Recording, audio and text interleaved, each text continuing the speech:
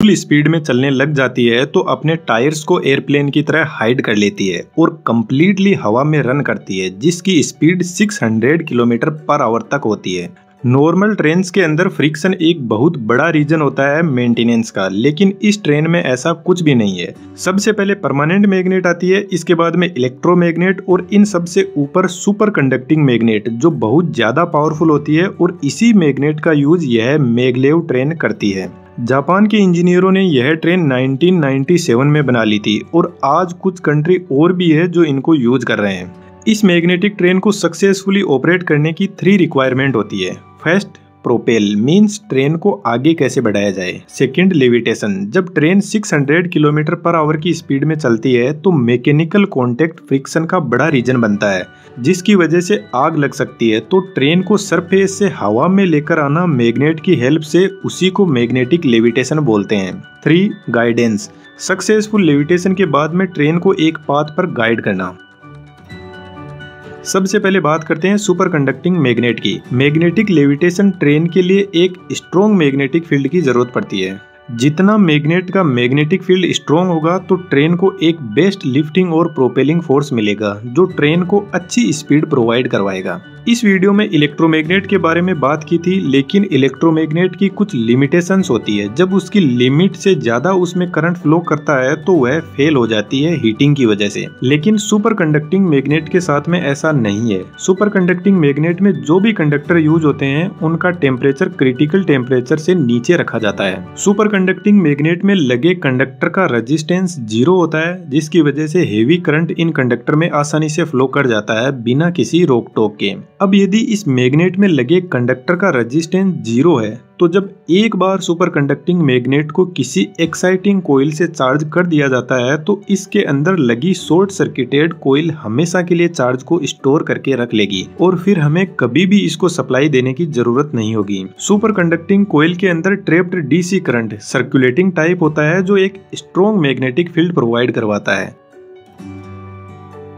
इस DC current की value बहुत ज्यादा हाई होती है, ऑलमोस्ट 700 किलो एम्पियर का करंट इसमें फ्लो करता है। और यह करंट कितना ज्यादा स्ट्रॉन्ग है इसका अंदाजा आप इस बात से लगा सकते हो कि 0.5 एम्पियर का करंट एक इंसान की जान ले सकता है। और यही रीजन है कि सुपर कंडक्टिंग मैग्नेट बहुत ज्यादा पावरफुल और एफिशिएंट इलेक्ट्रोमैग्नेट होती है। अब इतना ज्यादा heavy current super conducting magnet के कंडक्टर से फ्लो होगा तो जनरल सी बात है बहुत ज्यादा हीटिंग होगी। इसलिए सुपर कंडक्टिंग स्टेज में इसको रखने के लिए इसको कूलिंग प्रोवाइड करवाई जाती है और एज ए कूलेंट इसमें लिक्विड हीलियम रेफ्रिजरेंट यूज किया जाता है। जब लिक्विड हीलियम कंडक्टर की हीट को लेकर बाहर निकलती है तो कंडक्टर की हीट से यह इवेपोरेट हो जाती है, तो हमें इसको वापस लिक्विड में बदलने के लिए हीलियम कंप्रेसर को यूज किया जाता है।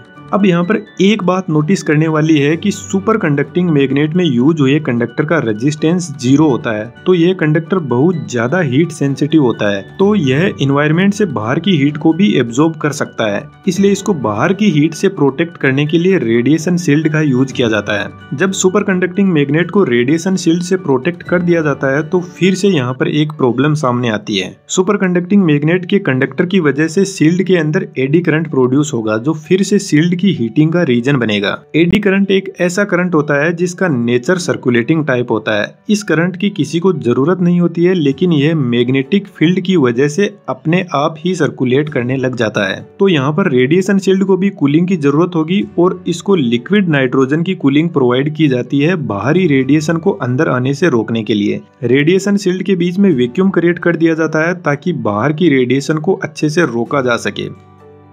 इसी तरीके से एक सुपर कंडक्टिंग मैग्नेट बनकर तैयार होती है और वह अपनी सुपर कंडक्टिंग स्टेज में एक्सीलेंट मैग्नेटिक फील्ड प्रोवाइड करवाती है। और ऐसी ही 4 मैग्नेट के सेट को लेकर एक प्रोटेक्टिव शील्ड इनके लिए तैयार कर दी जाती है और इन 4 मैग्नेट के लिए एक कूलिंग सिस्टम हमने यूज किया है।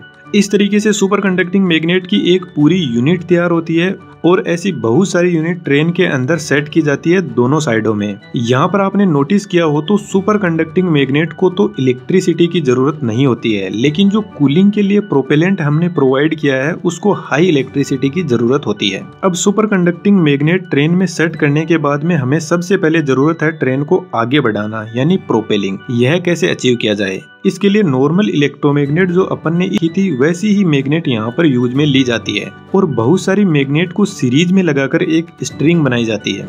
यह इलेक्ट्रोमैग्नेट ट्रेन को आगे बढ़ाने के लिए रिस्पॉन्सिबल होती है, इसलिए इनको प्रोपेलिंग कोइल्स भी बोलते हैं, जो बहुत ही इंटरेस्टिंग वे में ट्रेन को आगे बढ़ाती है। दोस्तों, प्रोपेलिंग कोइल्स में इस तरीके से पावर सप्लाई की जाती है कि यदि एक कोइल नॉर्थ पोल का काम कर रही है तो पास वाली साउथ का काम करेगी। इस तरीके से alternate power supply in magnet को दी जाती है, जैसा कि आप यहाँ पर देख सकते हो।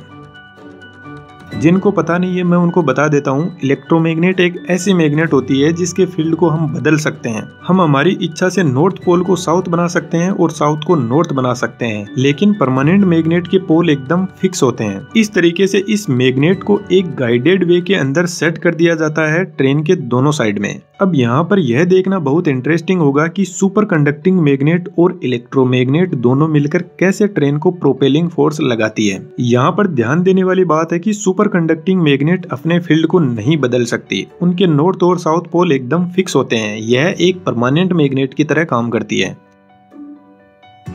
अब हम इन दोनों टाइप की मैग्नेट का एक साइड का बिहेवियर देखते हैं कि नेट फोर्स यहाँ पर कैसे काम करता है। इन सभी मैग्नेट पर लगने वाला फोर्स को आप यहाँ पर देख सकते हो, और यदि इस नेट फोर्स को हम कैलकुलेट करेंगे तो यह नेट फोर्स ट्रेन पर आगे की तरफ लगेगा। जैसे कि यह दोनों नॉर्थ पोल एक दूसरे को रिपेल करेंगे, इधर से यह वाला साउथ पोल इस नॉर्थ पोल को अट्रैक्ट करेगा, तो इस तरीके से ट्रेन पर लगने वाला फोर्स आगे की तरफ लग रहा है। इसी तरीके से इन सभी मैग्नेट का नेट फोर्स आगे की तरफ लग रहा है। जैसे ही ट्रेन नेक्स्ट पोजीशन पर पहुंचती है तो प्रोपेलिंग कोइल्स की पोलैरिटी बदल दी जाती है और फिर से नेट फोर्स आगे की तरफ लगेगा, और इस तरीके से प्रोपेलिंग कोइल्स की स्विचिंग से ट्रेन आगे की तरफ बढ़ती है, और इस स्विचिंग स्पीड से ही ट्रेन स्पीड को कंट्रोल किया जाता है। हमने प्रोपेलिंग को सक्सेसफुली अचीव कर लिया है। अब बात आती है मैग्नेटिक लेविटेशन की, कि किस तरीके से मैग्लेव को हवा में लिफ्ट किया जाए।